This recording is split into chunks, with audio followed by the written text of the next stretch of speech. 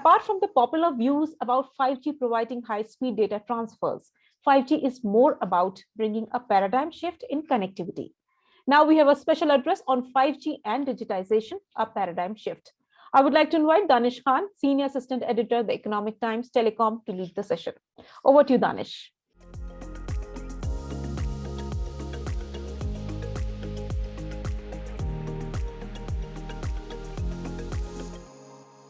Hello everyone, I'm Danish Khan and we have Mr. Shyam Mardikar, who is the President and Group CTO at Reliance Jio, which is India's top telecom operator. Thanks for joining us, sir. In this session, Shyam is going to talk about and talk us through the 5G readiness in the country when it comes to Jio and the whole industry and the key shifts that 5G will drive in this country. So over to you, sir. Thank you, Danish. Thanks for having me here. It's always a pleasure. So there's been a lot of buzz over past few months now going around 5G, and as we get closer in the new year where the auctions will happen, I think we need to very quickly understand the way this is going to manifest itself over next few months, and the customers in India need to see the first flavor of 5G going forward. So if I start with the purely technical level, and then we can go ahead and discuss something else going forward.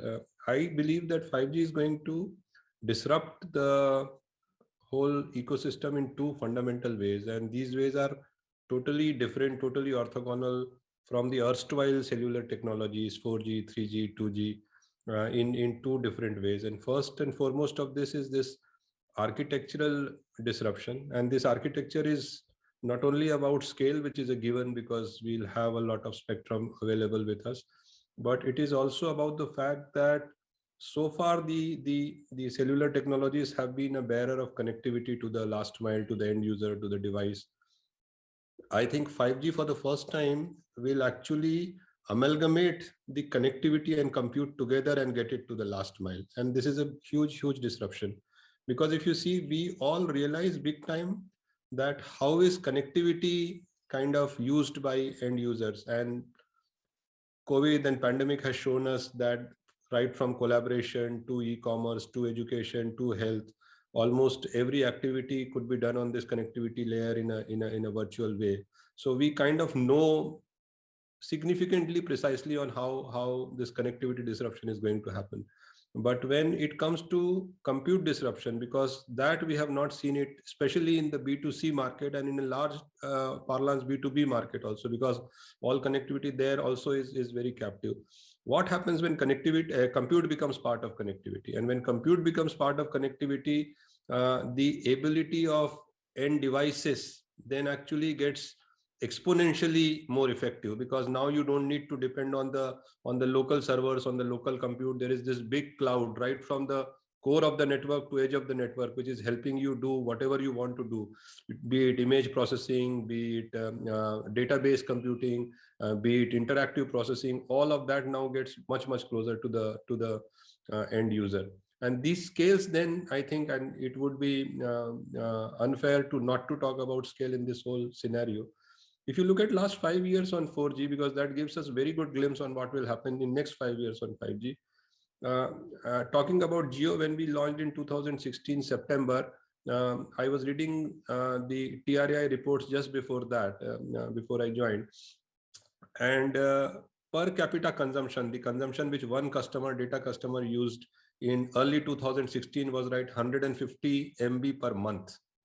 And if you look at today, which is just about 5 years later, this 150 MB per month has become close to 800 MBs, 900 MBs per day, which means you already see 150x increase in per capita consumption. And that scale has been so seamlessly kind of achieved by the industry that we don't actually look and realize what kind of share this now market is part of India. Just at Jio, we are almost more than 10% of the global cellular data consumption, and this is just one particular operator. So that's the scale at which 4G has held us reached, and this is with whatever limited 40, 50, 60 megahertz of spectrum we had. Now add the big 5G spectrum coming in, and we'll talk about spectrum, 100 megahertz chunks and 800 megahertz on millimeter wave.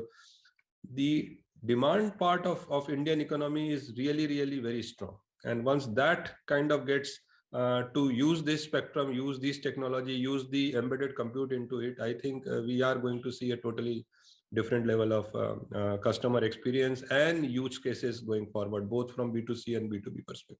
So this is one part of the whole transformation, the architectural one. The second part of this is what I call as the management transformation. And this looks a bit trivial from outside, saying that yes, networks have been historically managed, there's nothing new here. But what 5G is going to bring is a native way of network management through a real-time use of the big data, which gets kind of moved around in the industry. Today, all of these methods of managing the network are actually sitting outside the network.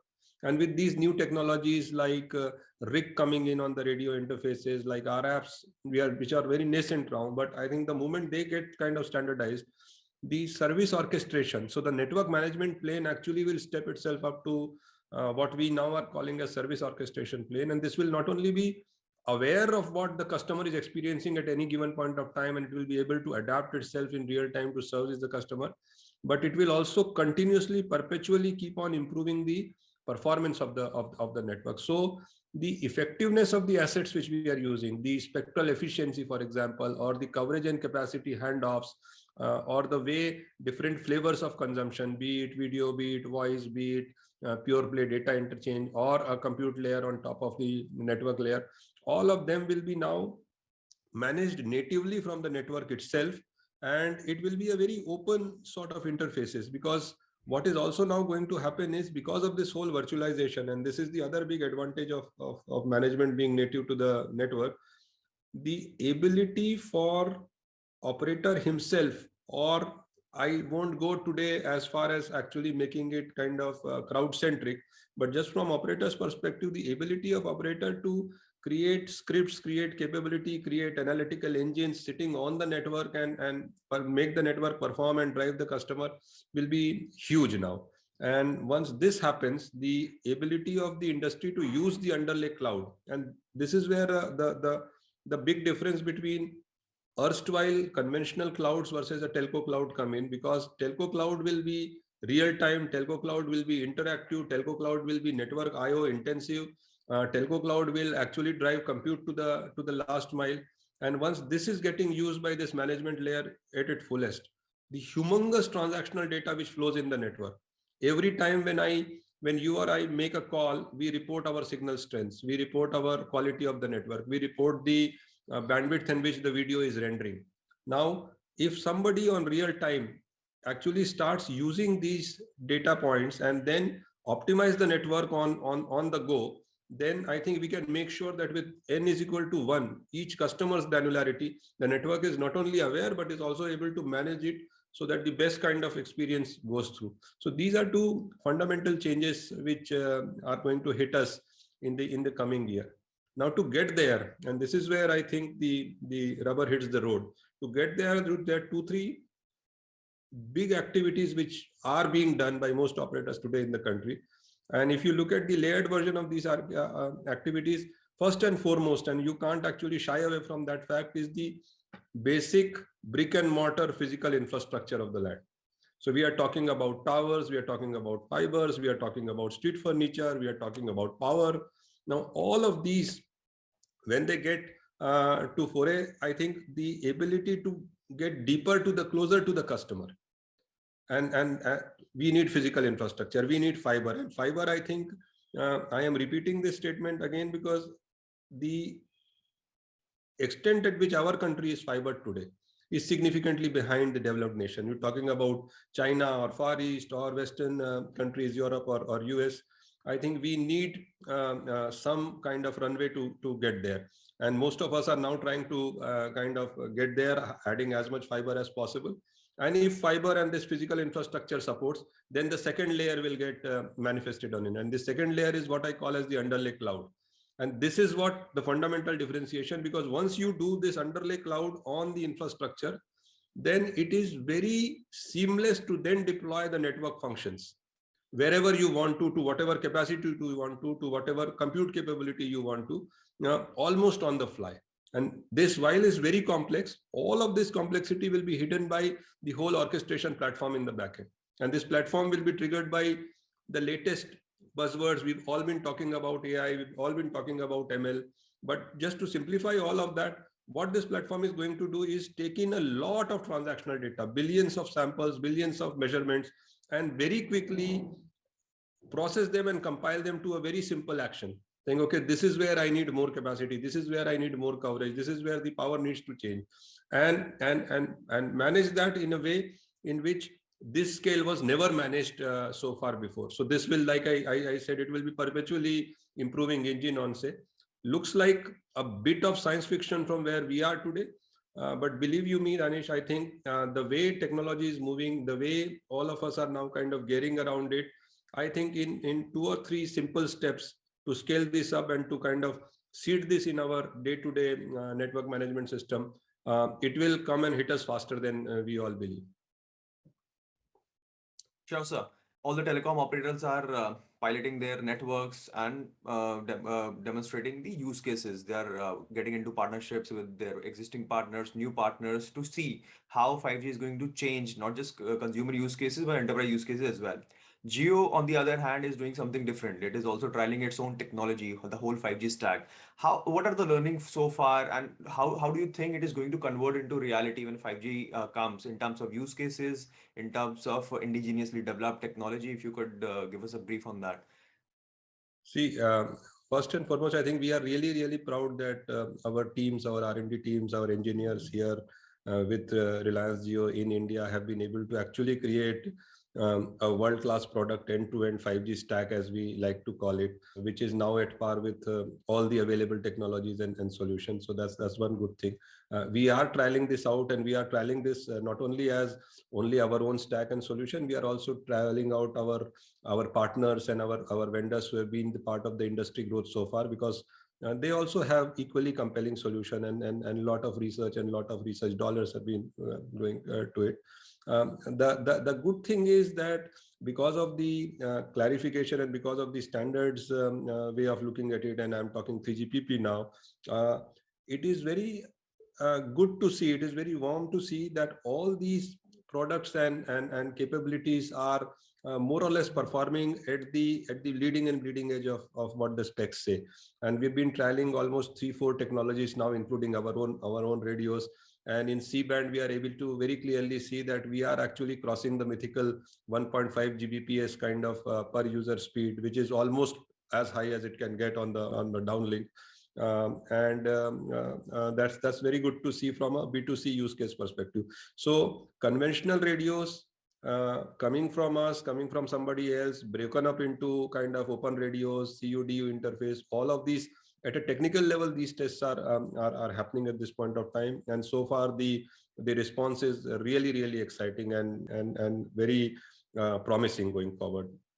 Looking at the use cases from here, and because since these are a lot of, let's say, open combination of the different network interfaces, I think one of the technical challenges which we are now quickly kind of ironing out is how do you seamlessly integrate these network components? Because more and more open it is going to get forward in the coming years. The challenges of getting it seamlessly integrated will become high, because erstwhile networks were more or less monolithic. So you came with an end-to-end solution and you deployed that end-to-end solution. That's not the case today. And this is where, like I said, this whole management platform engine and standardization kind of helps. So that's the technical aspect. If you now look at the use case aspect, clearly the big hero use cases on B2C space is an enhanced mobile broadband, because that's where even the latent demand of the nation is there. We still need to go some way beyond 4G when it comes to consuming B2C traffic, and more over the top on these use cases are actually beginning to kind of manifest. You're talking about collaboration, you're talking about e-commerce, you're talking about marketing and everything else, education and health going forward.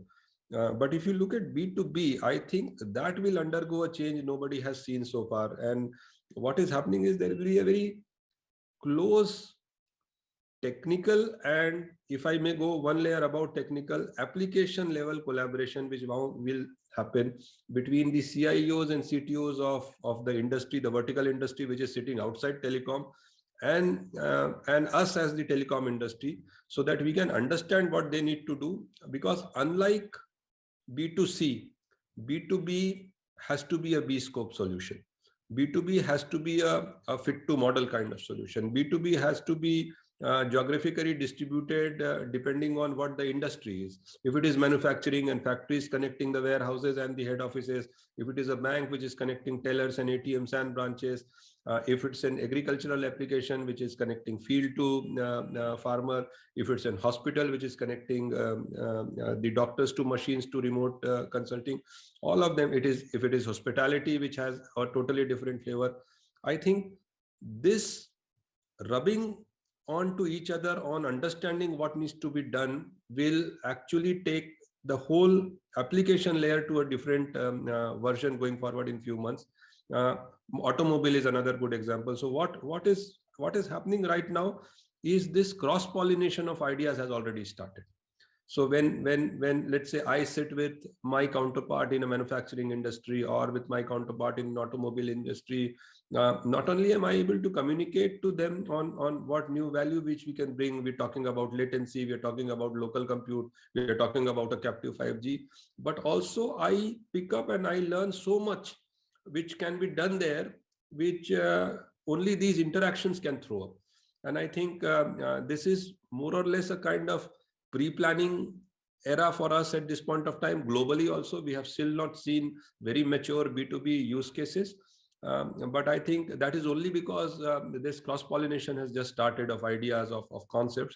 Once kind of this passes beyond a critical barrier, I think and I love to use the word digital native from an enterprise or an industry point of view. We're talking about industry 4.0 in some parlance, but so far that digital nativity of an industry will only be defined if we understand each other to the lowest layer, right from the way the edge compute is there, to the operating systems are there, to their application. And it could be as simple as a CRM application for that industry. It could be as complicated as a shop floor management using robotics and AI, or a ledger management using blockchain for, let's say, banking industry.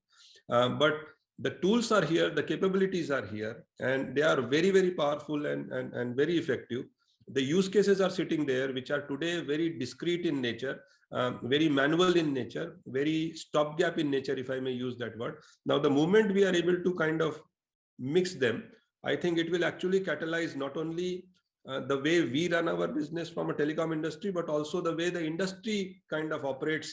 And this could be almost a second industrial revolution, if I may, from electricity to digital kind of thing, where we will be able to automate it and take it to the next level. One other important thing, Danish, I want to highlight here, because I think we have all been talking about it and that needs a minute here, is the concept of digital twins.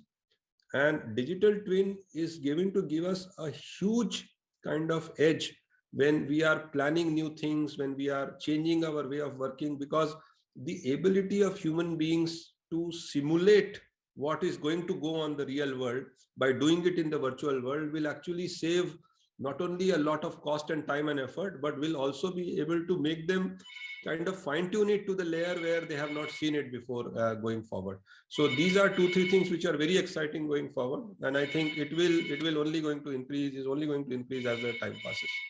Sure. You also mentioned spectrum, obviously various bands which are being considered, and obviously the whole process is on, and hopefully we get to see the auction soon.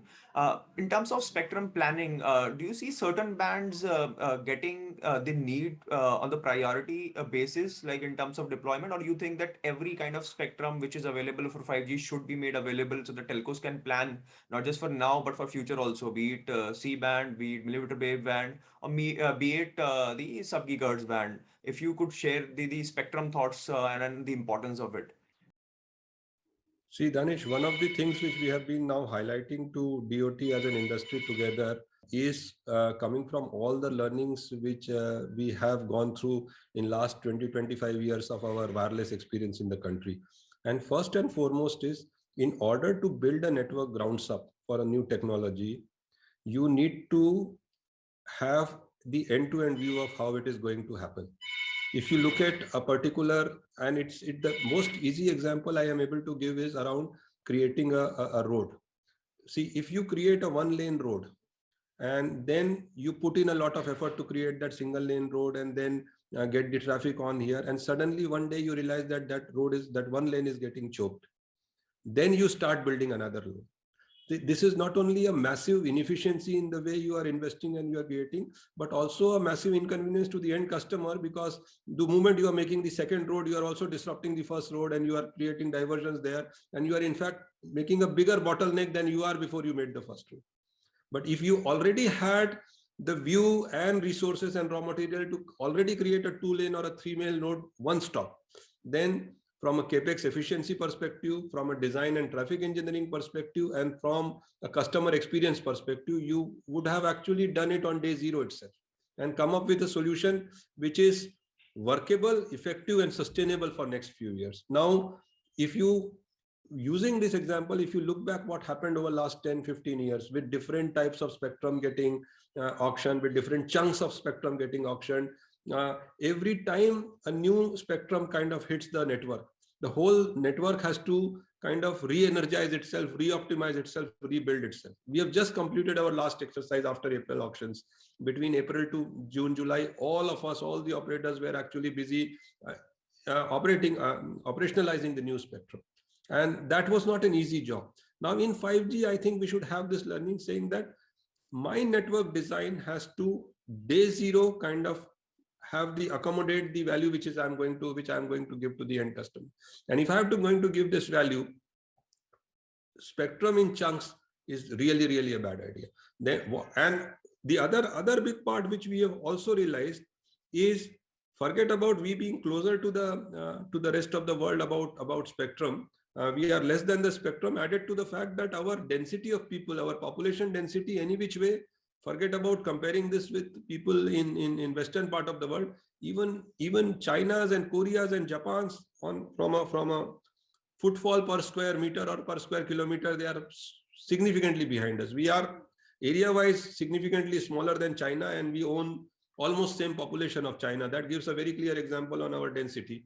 So ideally we need twice the spectrum as rest of the world. We are only fighting to get at least as much spectrum as rest of the world, so that we get to this. And this spectrum, if it comes in different bands, and if those bands are not allocated simultaneously, then it will be very difficult for us to plan a network for one band right now, roll that out, then again some other spectrum comes, and then we re-optimize and re-operationalize that spectrum. So short story here, there has to be a single chunk of raw material available to us in one go, and then we should use all of that raw material, be it C-band, be it millimeter wave, be it low band, and then create a blueprint which is much more compelling, both from efficiency of capital investment and OPEX, and efficiency of customer experience when we hit the ground.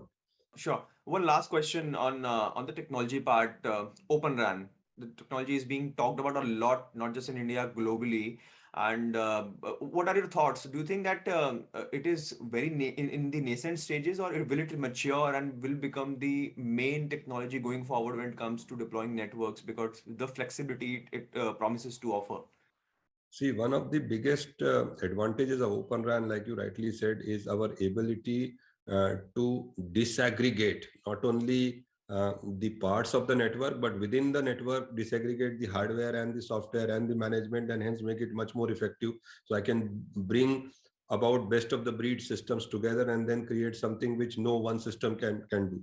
But I think getting into this, we need to be very careful about the advantages in architecture and design versus advantages in network topology. I think there is a lot of kind of, I don't want to use the word confusion, but there is kind of lot of varied schools of thought around execution of O-RAN. So one is the relevance of O-RAN, which is absolutely bang on. It is relevant, it is forward looking, it is going to get us all a lot of value.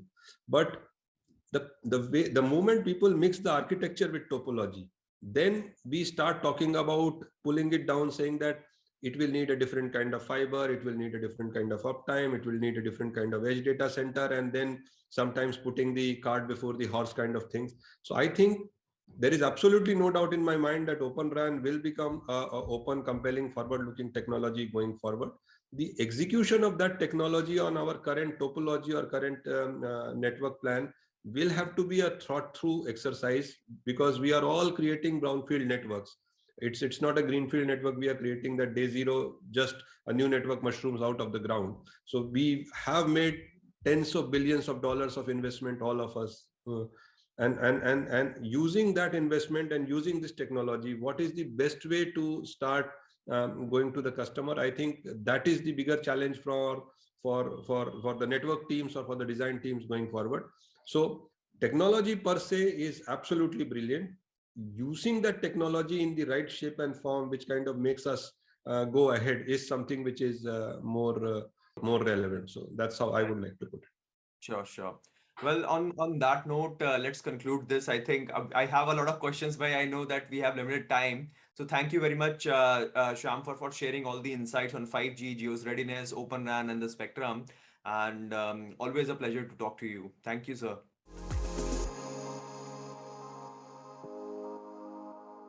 Thank you, Danish and Mr. Mardikar, for putting everything into perspective. Let's move ahead to the next session.